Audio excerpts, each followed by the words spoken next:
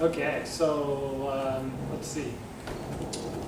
Interconnectedness is. What was the? That was the email. The word was reciprocity. Oh, that's right. Reciprocity. Yeah. Looked at it. A lot of the common discussions around Chi Gung and Chi exercises and meditation and all that are singular. The discussion is you are building your Chi. You are developing your energy. You are, balancing out the energy in your body. And it doesn't really work that way. It just makes it a lot easier to relate it to somebody if you say that it's you. This is for you. Do this exercise.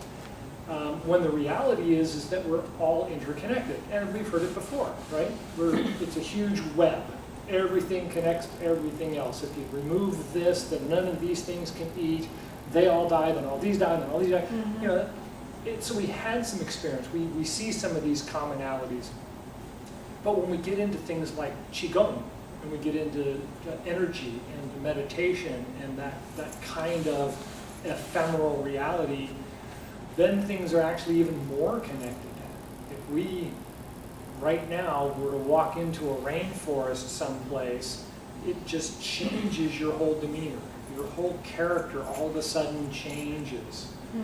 If you walk into a very busy meeting with a bunch of people banging their heads, your emotions change, your body demeanor changes, your stomach changes, and that's a big thing. And that's why the fellow that my wife follows, Lu Ming, is all about food. It's all about the diet and all about, why do you eat a mix of things? Well, we in the Western field now look at it as, well, yeah, you've got to have meat and fat and vegetable, and you've got to have that balance.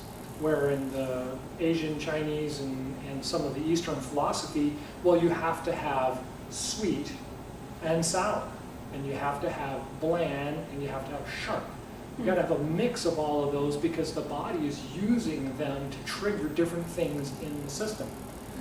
I came upon an article a couple of months ago because I still have cramping in my body. I get cramping. And the article said if you have a cramping problem, take a teaspoon of pickle juice. And I'm thinking, what? Why pickle juice? What does that do? And so I read the rest of the article, and what it does is it triggers the liver to produce a specific amount of a compound that helps the body to flush things. Cramping is one of them.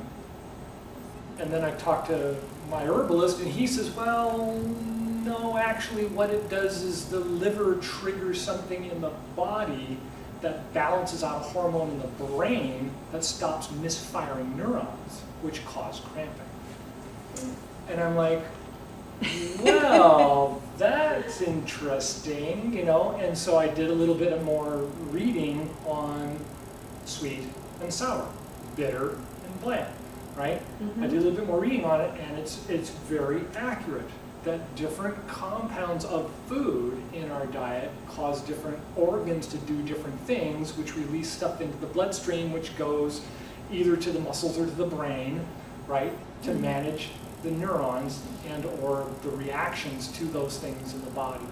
And so that was very interesting, and especially when we look at today's reading. That is, right? It's giving and taking. Both of them do different things, right? And cause things to react in the body that allows things to happen in order, right? They happen in this order. Well, doesn't this come before this come before this? Well, not always. But if you're in track, right, if you're in tune with it, then you realize, well, okay, well, I have to give up to get. I have to take to receive, right? So there's certain things that really are this balanced algorithm, way past math, right?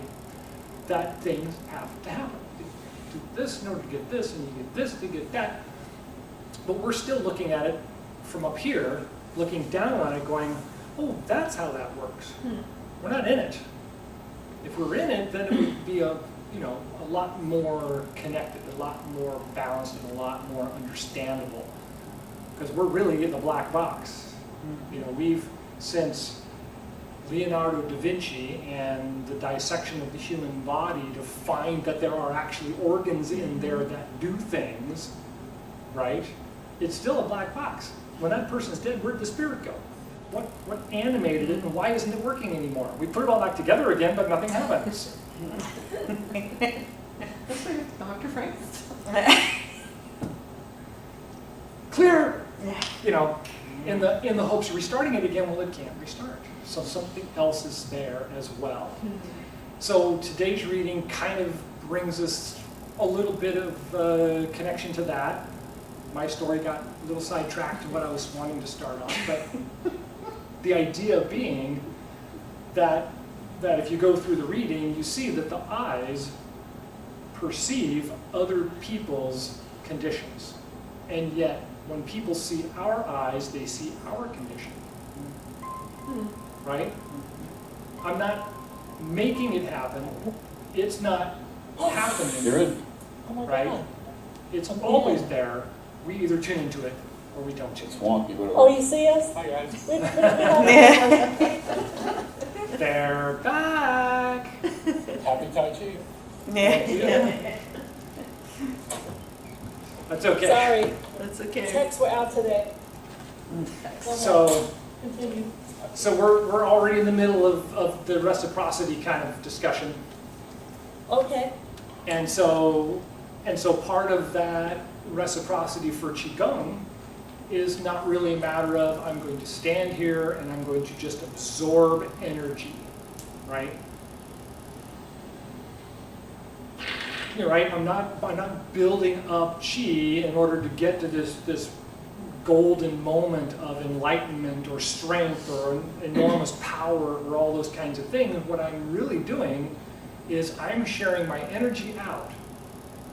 And energy from nature is sharing back to me.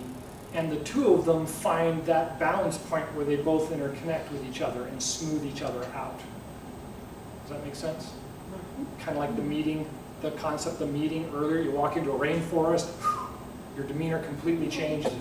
You walk into a room full of people in a meeting, your demeanor completely changes, right? It's not you, but it is you. I mean, it's the energy that you're connecting with is going one way and you're trying to go the other, and you get in there and now you've got to adjust to theirs. Or you try and get them to adjust to yours.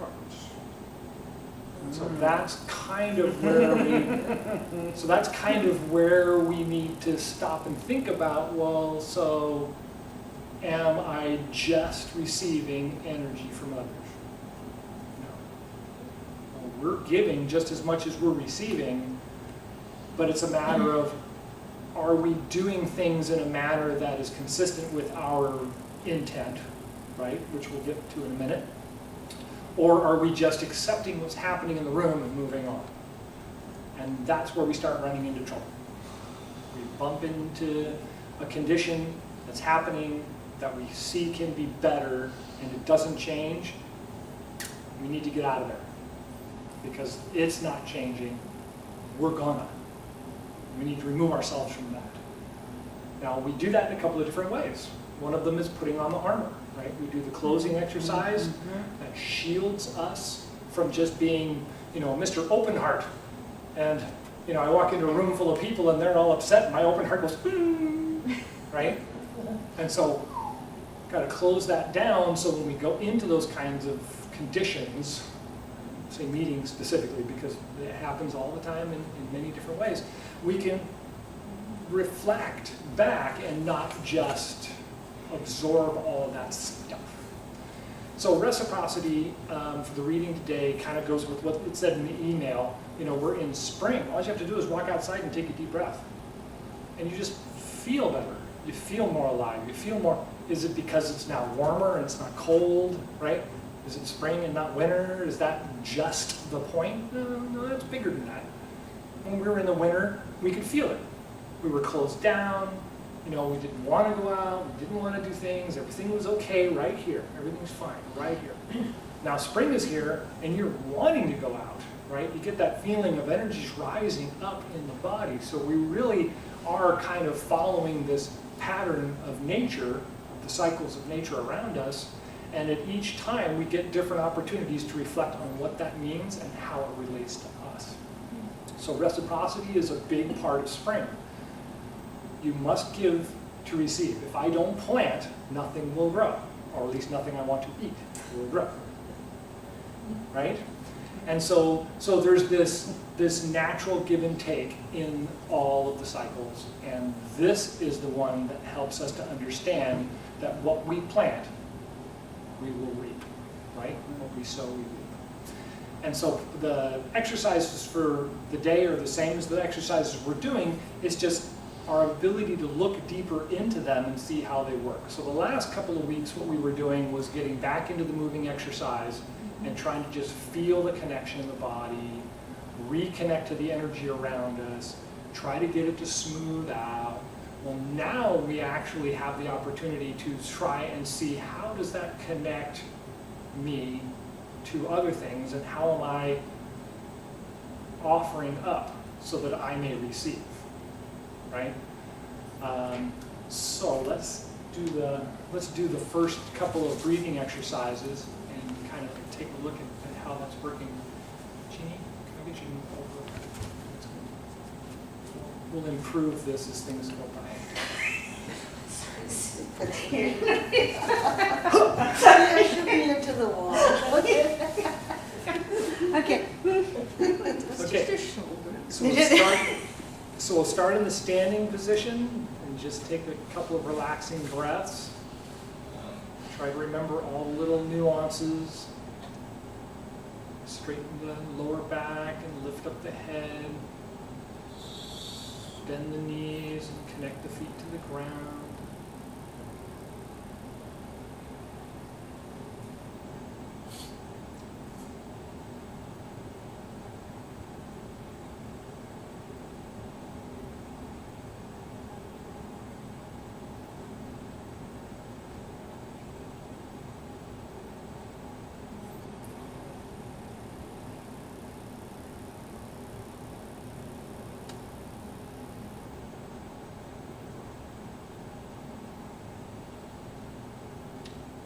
So let's do 3 gates, the three gates. So inhale, roll the feet out, open the chest and arms.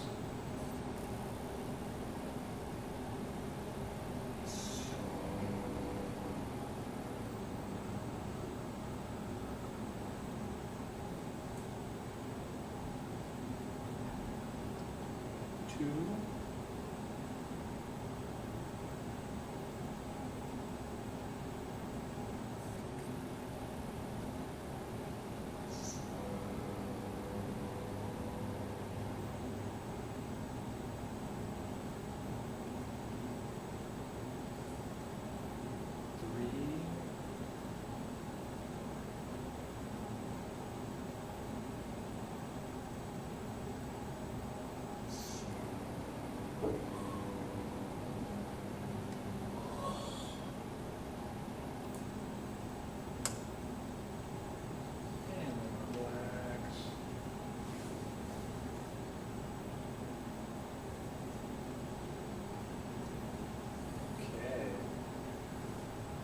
So the first thing you realize when you close your eyes or when you soften your gaze and you take a couple of breaths, you really do feel the body start to relax.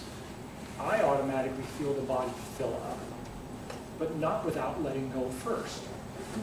So when I'm standing in my first standing position, I basically try to allow all of the energy and all whatever's going on to either exit through the top of the head or exit through the bottom of the feet. I allow it as an offering to nature, the chi around us. The chi then looks at that and decides, oh, wow, you're kind of wound up here, you're kind of bound up there. When you take a breath, I'm going to give you a signal to help you to straighten that out. And so as I take a deep breath, my mind immediately starts to get this kind of feeling like, wow, that doesn't feel right. Oh, you know, right? And then I take the next deep breath, or I exhale and do the same thing, and I take the next deep breath. Wow, and now all of a sudden the body is smooth and I can feel things start to open up and fill up. And then I exhale again, and the next time I inhale, oh, yeah, this is where I'm supposed to be. How did I get there? Was it just me? Right? Using the idea that we're practicing with reciprocity, I'm giving out what I've got, and nature's going, oh yeah, here, let me fix that for you. Here, right? And giving it back to me in a fashion that hopefully I'll be able to take in. Now, if I'm not connected to the chi, right, I'm not able to see it, it's kind of hard for me to accept it. It's like them giving me a key, but I don't know where the lock is. There's someplace, I know it is, right? But if you have the key and you know where the lock is, it makes it really easy to figure out, right? So the moving chi, the moving gong, are essentially the same process, only now we are building chi in the body, right? We're trying to build up the circulation, not just this state of relaxation and smooth energy. I'm actually moving, right, physically and circulating through the organs of the body, and I'm doing the same thing. I'm going to exhale out. I'm going to say, here's my organ balance, and the nature's going to go, okay, so adjust that, adjust this, take that, right? And then when you inhale and you move, you start feeling it relax, and you start feeling it work in, right? Runners know this. A lot of exercise people, like swimmers and hikers and so on and so forth, you notice that first 100 steps is just, oh man, you know, but you break that 100-step mark and all of a sudden it's like, oh, this isn't so bad, you know? Yeah. And then 200 steps down the road, you're elated, you're going, this is great, I feel so good, I don't know what was keeping me, and right? It's that same kind of thing. A lot of people call it, well, you know, it's like stretching out, or it's like, you know, breaking in, or getting loosened up, or whatever, and it's like, sure, you know, we can call it whatever we want, but if you kind of look at this at that simple, all right, I'm trying to, you know, express what I am, and I'm taking in what is being expressed back to me, and we're not in a meeting, you know, we're out in the forest, you're going to get something out of it. At least I do when I'm in the forest. So let's try this with the moving exercise. The first moving gong, so that's rolled back on the inside of the feet, roll out, roll forward to the toes, and back in again. And then so there's a rise up and down. Remember, when you're exhaling, you're offering out. When you're inhaling, you're accepting what's being given to you, right? Those are the two things to really think about for this specific chi node for the next 2 weeks. So go ahead and relax the body down.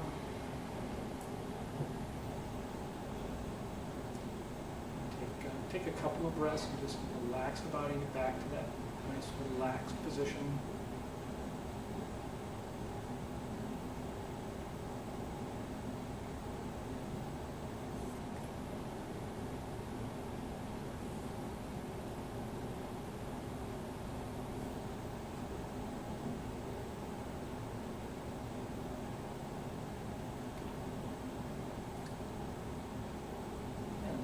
Ready? Go ahead and roll back, inhale.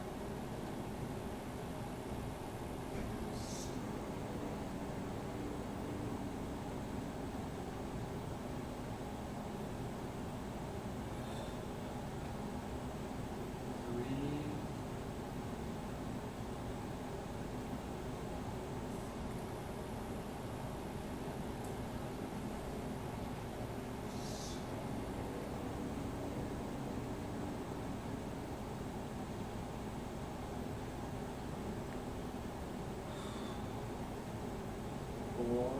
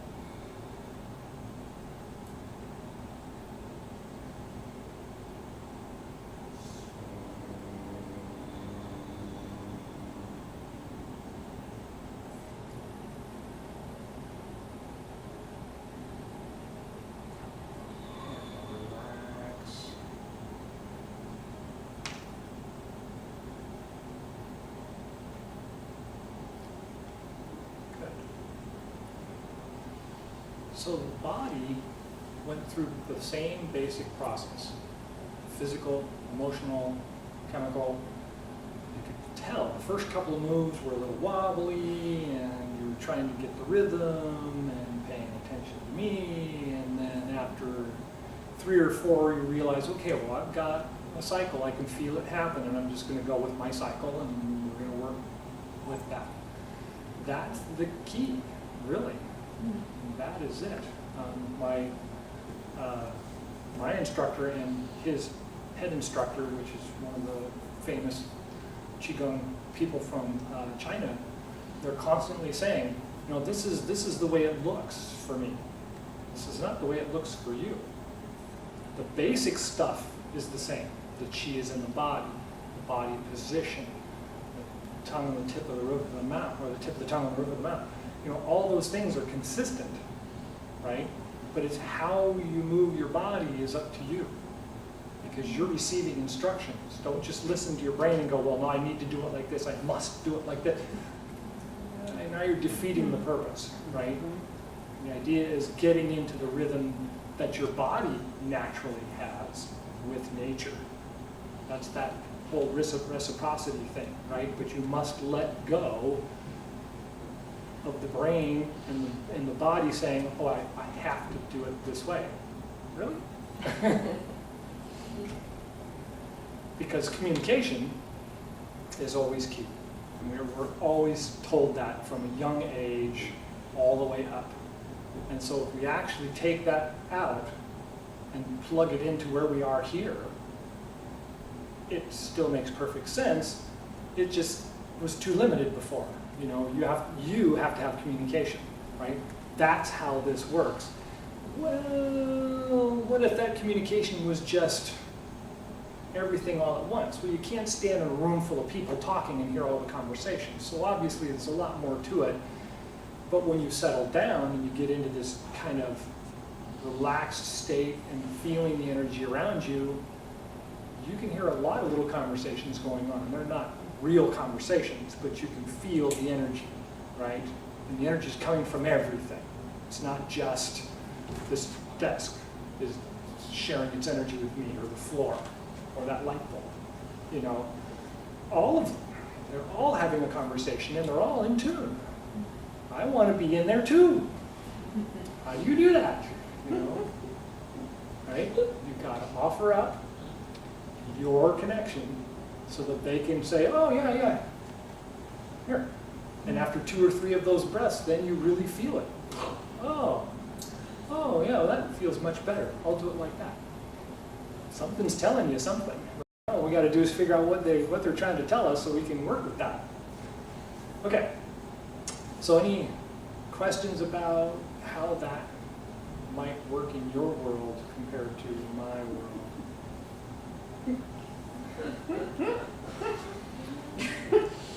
Okay, so because of what we just did, the one thing we want to make sure to do is the belt cone, right? Before the closing. Because with all this opening energy and all this stuff, we actually got a signal, right? Nature and all the energy around us has given us a signal and reset the governor channel and the primary channel. And so now we would want to hold them. We want to set up. Go, okay, this is good. This is where I want to be. So let's set that. Okay? So of course this one starts on one side and rolls to the other. This is on the toes and this is on the heels. And so as we come around, we're going to roll around the feet like that. Remember? We got it? Okay, so go ahead and start your standing position. Take a couple of breaths and just relax.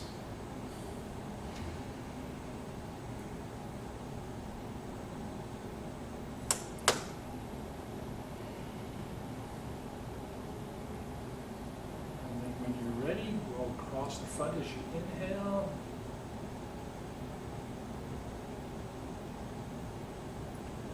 Out with the hands and back to the heels.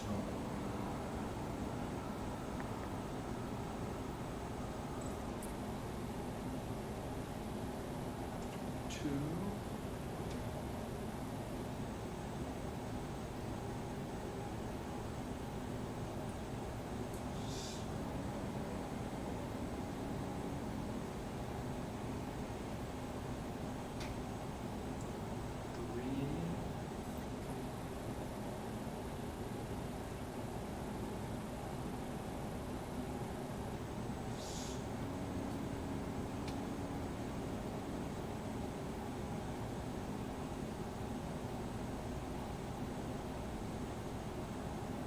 Change sides. Across the front first. 1.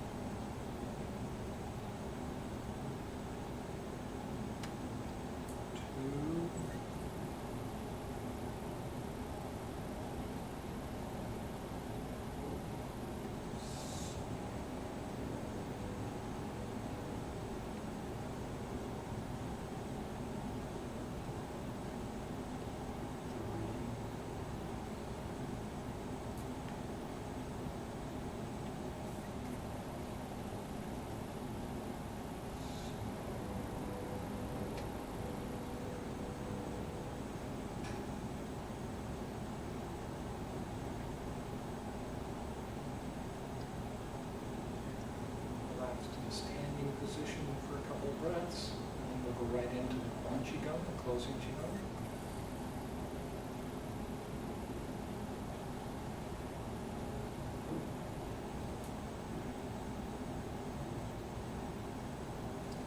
Hands to the side, palms out, inhale, rise up.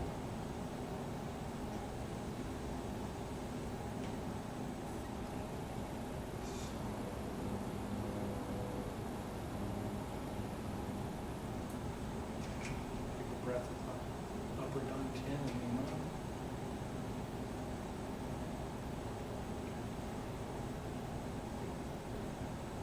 And take a breath with the middle dantian and Mima.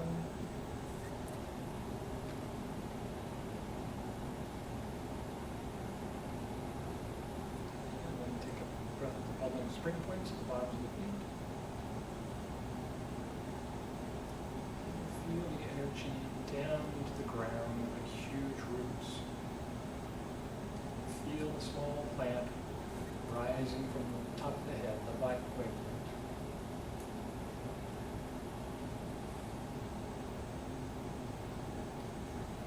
When you're ready to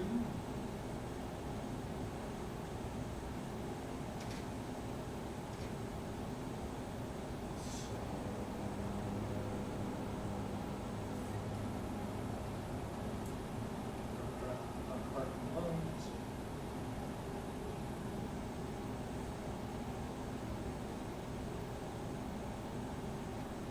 And with the Dantian and Mun.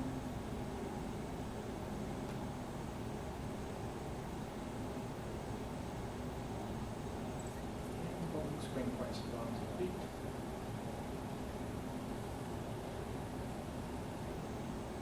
And take a couple more breaths. Feel a connection between the little plant at the top of the head and the roots at the bottom of the feet. Join to the core of the plant.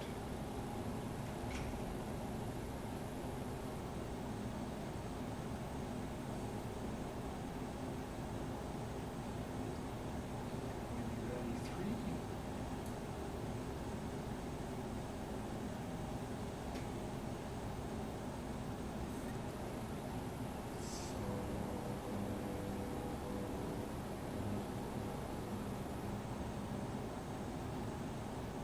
Breath of the heart and lungs.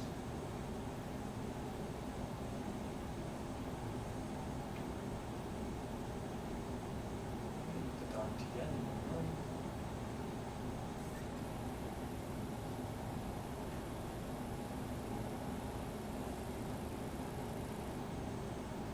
And the bowling spring points at the bottoms of the feet.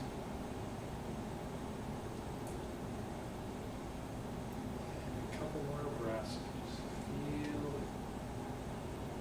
strong connection between you and nature. Feel the energy all around you.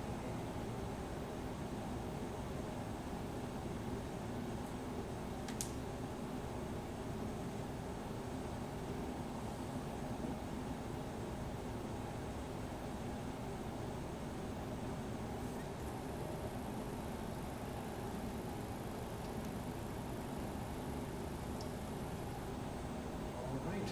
Any last thoughts or questions? No. Thank you for coming.